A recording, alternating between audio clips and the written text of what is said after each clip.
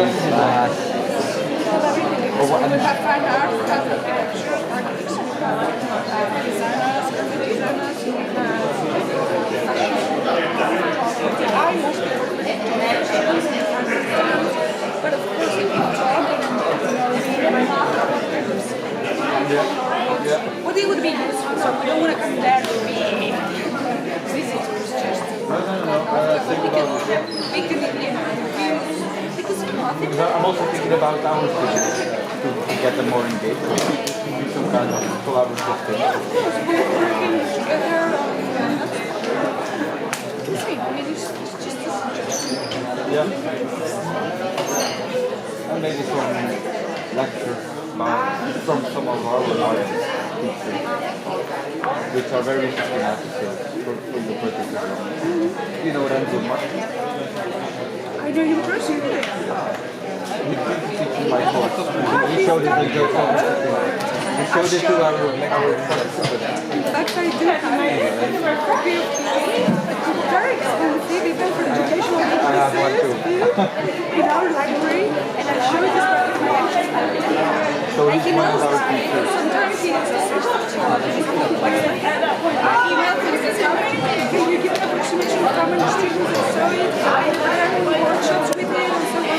And of course, I'm not sure if he has some presentation many more people than I do. But I met him when he gave he did this water.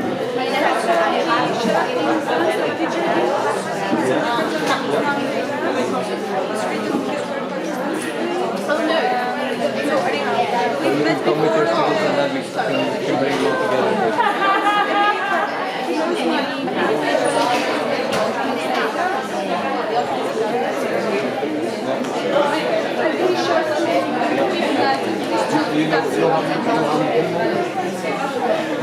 We made a tile in for history of the 20th century based on if they like that. You have to come.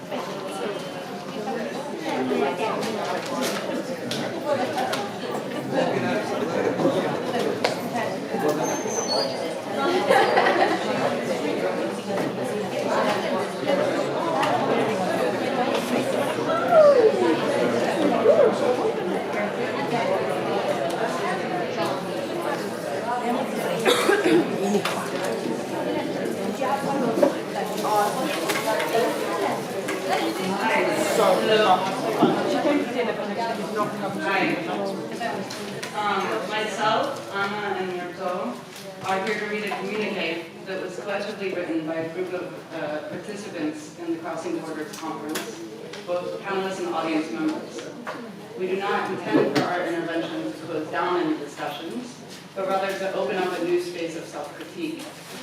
We came together, various people who do not know each other, who do not share a common language, who do not have a previous shared political formation. In fact, we did not even know each other's names. Yet we were able to come together to write this statement, and in this way participated in a sort of crossing of borders through the collective way of making spontaneous critique without knowing one another or having a previously shared space. We hope our critique to be constructive and speak not only to this conference, but many others.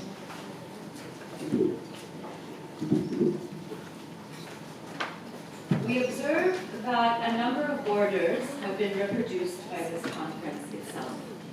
I will list them. First, a linguistic border. One of our limitations is that we're giving this statement in English when one of our key issues with the conference is that there has been no Arabic or Farsi translation or interpretation, and apparently no invitation issued to migrants or refugees to participate in meaningful ways in the conference. Second was an epistemic border. The Eurocentric, modern, colonial, and enlightenment ideology valorizing Western heteropatriarchal rationalism marginalizes other ways of knowing or other knowledges. We see here a division being reproduced between those who speak and those who listen. those who have an authoritative voice, and those who are silenced. Actually, we feel that the kind of theorization that is taking place contributes to the social debt of refugees and is at least indifferent to their ontological debt. We object to collapsing the refugee issue into the debt issue, collapsing the refugee issue into the Brexit issue, or instrumentalizing the current situation in the service of a macrological analysis that delegitimates the lived experiences of people directly affected by the borders the conference claims to be addressing.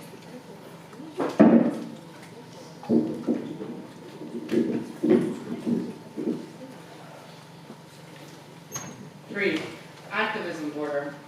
We feel that this conference has tended to ignore and actively erase various political movements, both in Lesbos and elsewhere, in relation to the camps and the criminalization of migration, by not having a collective conversation about what the relationship of the conference to the system of migration management is, or should be.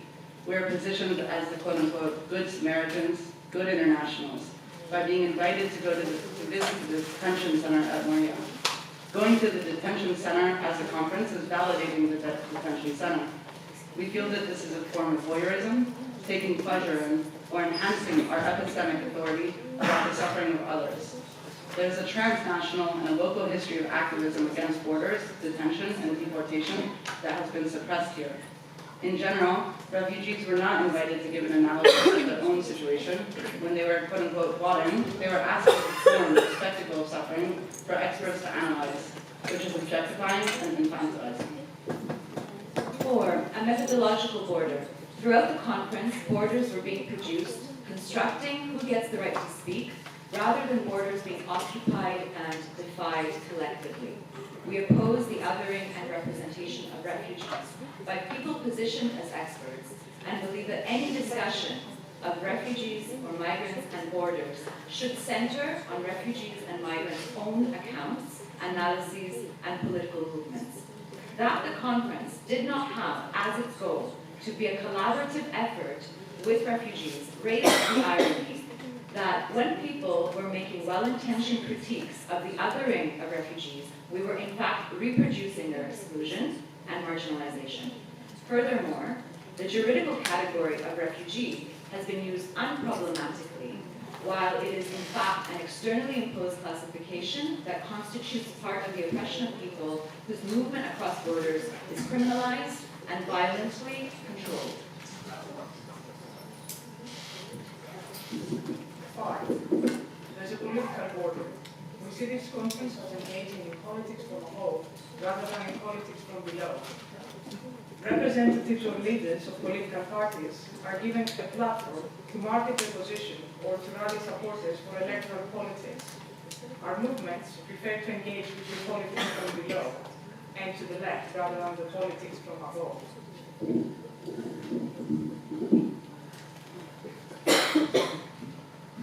Relevance border.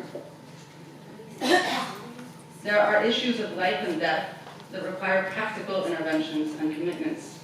They call upon us to devote time and energy, but this conference has not addressed practical issues or organized us to consider how we are going to practically contribute to transforming the situation on the ground. We demand that the conference take a concrete position on the EU-Turkey deal, the Evros fence, the implementation of hotspots and mandatory detention, as well as the deportation regime. We appreciate the anti-war, anti-imperialist analysis that has been articulated, but we want to hear concrete positions and commitments with respect to reception, relocation, and freedom of movement across open borders. By focusing on the relationship of the so-called quote-unquote refugee crisis to wars in Afghanistan, Iraq, and Syria, we risk erasing South Asian and African migration, which has been criminalized for decades, and reducing the responsibility of migrants' deaths in the Mediterranean to United States imperialism, rather than considering how empires and peripheral client states collaborate in the war against migration. We are opposed to a reinscription and valorization of national sovereignty, which is not only racializing and racist, but reproduces the very systems that oppresses refugees.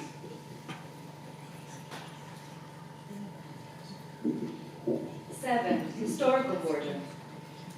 We feel very uncomfortable with the term refugee crisis and believe that the crisis is produced by the borders themselves.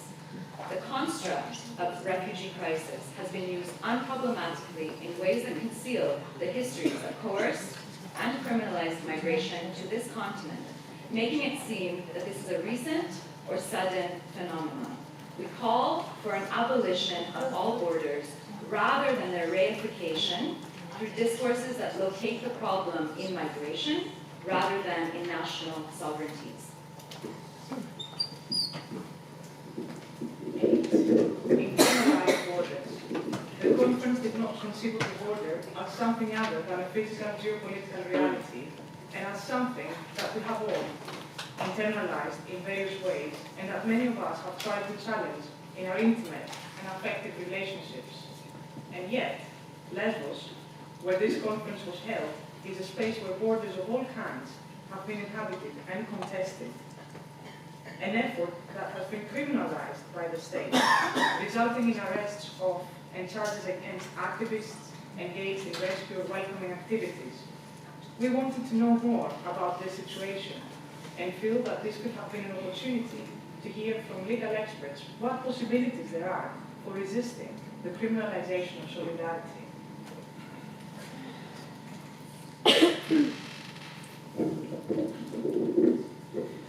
We want to stop speaking now and open the space to an assembly for all who are gathered here to participate together. We decided to take this space to invite people to tell us why you are now here in Lesbos. What motivates you to engage with the issues of borders, migration, and violence? How do we, methodologically, linguistically, theoretically, and practically, cross the various borders we have named and others that we have not? We would like to transform this roundtable into an open assembly that takes clear positions on the above issues, on the proposed visit to the Mariah Detention Center, and on the practical questions of how to proceed collectively. Thank you.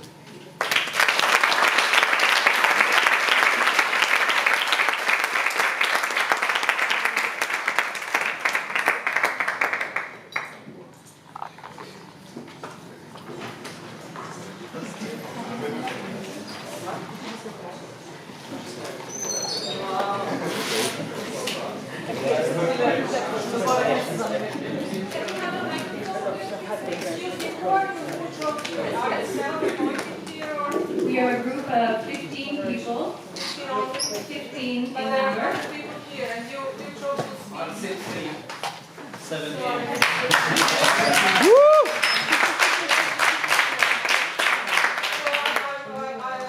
think that when a conference ends, the first thing is to thank the organizer for the effort to organize it in the first place, and not to begin with think what you say is rather naive to me and self-indulgent, sorry. If you think that we are going to discuss everyone your points. Sorry, everybody was asking for a microphone, and you start talking. I want to say something before, and I personally see another border, those 17 people who created a border within the conference, and we have this tension. We exercise everyone's right to talk. Okay. Can I respond to the question that was issued directly to us? Sorry, we exercise the right Can we have to moderation, talk. We please? have talks, and then after that we have the discussion. May I respond to the question? There's no question. There was a question actually. Who are we?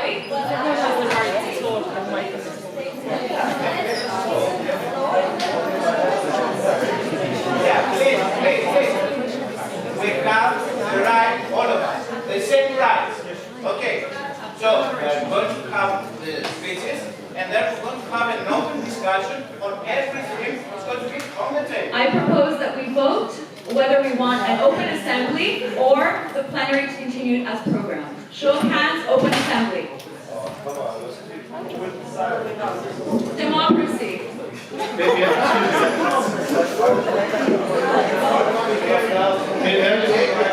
Before you conclude your vote, Look behind you, my friend.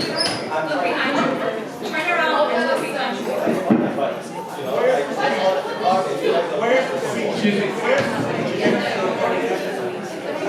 We counted 30 people in this room in favor of an open assembly to discuss these issues.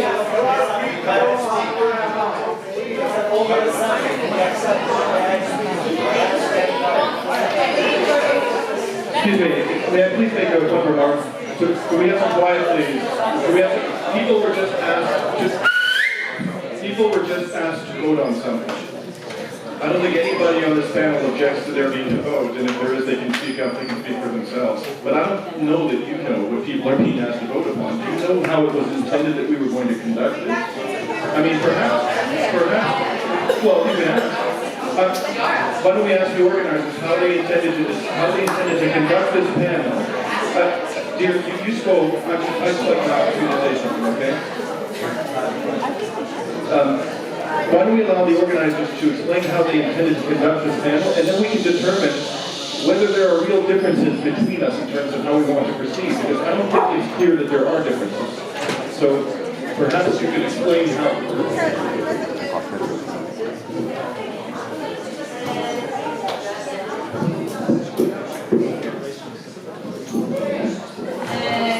I mean, we are for a democratic kind of. I need to respond as part of the organizing committee of this conference, right? First of all, if you see how the members were supposed to be, and some people, we all know from the panel, it was like 5 minutes each of us talking on general suggestions and then opening the discussion down. Each person could have his 5 minutes. They were the people who made this announcement were informed that we all have 5 minutes, and anyone from beneath can have their own 5 minutes. So I don't know why I had to stop the conference as it was organized. I mean, there is an organization committee behind it. It doesn't. These things do not happen just out of thin air. So apart from that, all the suggestions that were made, I mean, these could implement in any conference. It's not that this was lacking and that was lacking. Well, it depends on who are the people who want to come and present and what papers they have. It's not about, silencing one voice or not silencing the other. And at the same time, we are trying to include as much as possible. I mean, this is a zero budget conference, okay? It has no money sponsoring. It has only got the 30 or 20 euros of little money that we got from you presenting papers. So at that point, we need to actually see what can be done with the zero budget to have first see translators or whatever. It's like a luxuries in a time where our translator, we try to include at least the local community of the island, and we try to have a translator, Anna Holloway, who is doing it for nothing. She's volunteering. So the point is that, I'm sorry, but all these elitist kind of bottom up and blah blah. This is a bottom up. This is nobody. It has no kind of. We brought together different voices in order to challenge thought. We brought the MSF not because we like the MSF, but because to allow it to say what it is and have the people who we regard as thoughtful to understand. And I even had expressed my own disagreement with MSF or whatever. So we are not elitist, we are not authoritarian, we are not going to, we are not using the refugees as was suggested. On the other hand, our whole approach to go to Moria was not in order to do refugee tourism, right? But we wanted to actually have a knowledge on the conditions so that we can actually possibly end up with a statement that blah, blah, blah. You know, we are against all these things. Bullshit. So, I mean, many of the suggestions that were made made me think, sorry, are we taking part in the same conference? Really now? Really? I mean, these issues have been addressed. Where is it that, you know, where is it that we did this or did not do that? It's like, I'm sorry, and this is, you know, how I feel it, but it's like sectarianist activism. Oh yeah, let's go. This is our enemy. They're not doing it right. I understand, comrade, your position of feeling defensive. This I'm is not, I'm just saying what many of the things that you've said, I'm trying to respond. Stop interrupting me. Sorry, I haven't finished yet. Ah, beh, allora. Please, okay, I'm sorry, I said 5 minutes, I haven't spoken for 5 minutes, you're not even giving me the 5 minutes. Sorry, yeah, I'm not even, it's so democratic as a step that I have to be silent. Yes, I was. You finish. You finish. Are we finishing the whole issue, not personal issue?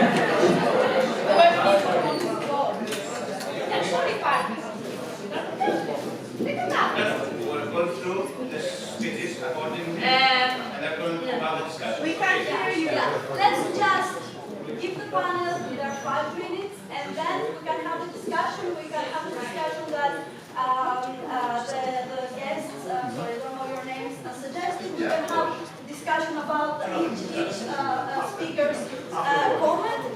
Let's do that. I was, you know, we tried.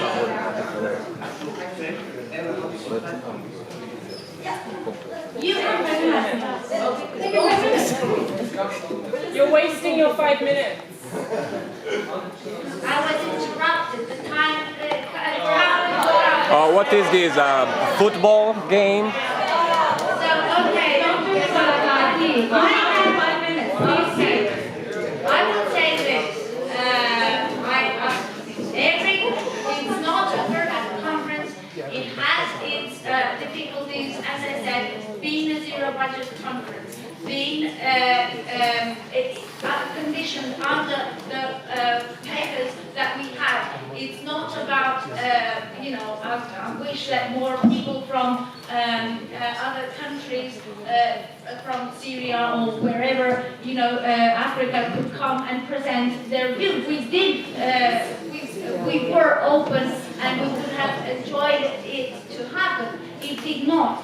So it's, you know, it's not going to be I'm sure that these people who have these suggestions next year can prepare a conference that can fulfill their paradigm, and I'm going to be there to join it and enjoy it. Thank you. There's no time. It's now. The situation is urgent. Not close to me. Okay, this is a parody. If you want the discussion, then you should stay here and wait for a discussion to be held. I don't know what you're doing here right now. No, but okay, I don't have 5 minutes and you have 5 minutes and we can grant it. Okay. As we like. According to the program, can I take my 5 minutes, please? Because I must confess something. I'm very tired, not by the conference. I live, work, and I'm an activist here for 16 years.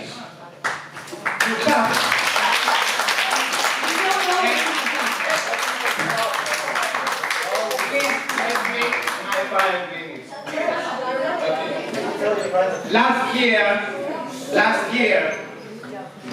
Last year, I fought 3 battles here. I lost every one of these, even though we won in these 3 battles. The first battle was for a real left government. We won the battle. I was an organized member of Syriza. I'm not anymore. But eventually we lost it. The second battle was the foreign referendum. I was here. I traveled dozens of villages, giving speeches in every square. We won that battle, but eventually we lost it. The third battle, it was a battle 20 years here in Lesbos, a battle for the solidarity to refugees and against the neoliberal alliance with fascism and racism. I was inside Pagani. I published books for Pagani, and now in Moria. I was a candidate for mayor here. I lost, of course. Now I'm the leader of the left opposition in the municipal council. I defy fights every day against the mayor and the government. I give fights. I'm the bottom up. I spoke on Friday, you weren't there, about the new strategy of refugee management, which the main objective is to dramatically, I quote, decrease the refugee flows, and therefore this purpose the so-called Fortress Europe should be reinforced. And I analyze that. This goal is served by specific, you must know them, and centrally planned European policies. First, to make a clear distinction between refugees and migrants. You didn't mention that. This is a huge problem. They are all refugees. They're not migrants. They are all migrants. We must not take that distinction. We must be against that. B, strengthen the new Frontex. Do you know the new Frontex? It was voted in the European Parliament. And the forces that let us see travelers as well to militarize the borders, both in the Aegean and the wider Mediterranean Sea. NATO is here. Frontex is here. C, create hotspots on the Aegean Islands and elsewhere, aiming at an effective separation between refugees and migrants. And D, I quote, to appoint Turkey as a regional policeman so that deterrence policies that are strengthened and crossing the border gates of the Aegean Sea can be discouraged.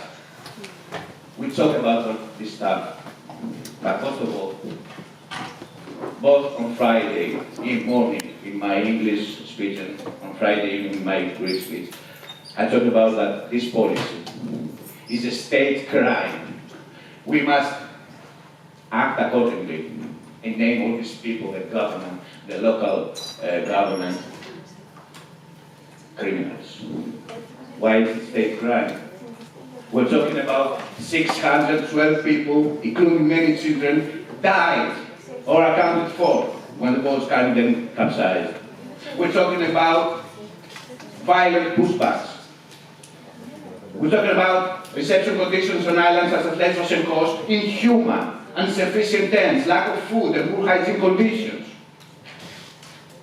Unaccompanied children held with adults in Moria and remained in detention for several weeks under conditions. Conditions in immigration detention centers, including police stations, are often amount to inhuman or degrading treatment, obstacles to assessing asylum procedures. And apart from state crime, I talked about state corporate crime here in Lesbos. Funds were allocated to NGOs. You didn't understand that. Funds were allocated to NGOs in order to act as what is called the social state. The official state don't take the responsibility to provide food. NGOs did. This official state did not hire any staff. The NGOs had every chance to move quickly to bring staff and volunteers from abroad, to hire employees from the local unemployed people, but with what? With unpaid work, poorly paid work, unpaid overtime, contracts that are renewed every month or every 3 months. This is an issue too, which we should discuss. And labor contracts were defaulted threats to the employees that if they spoke, they could not be able to find work in another NGO. I know that. I'm here. And some CEOs of these NGOs are being paid with monthly salaries with 4,000 or 5,000 euros. I wrote a letter against the Minister of migration policy, because I saw some things in the municipal council that it's really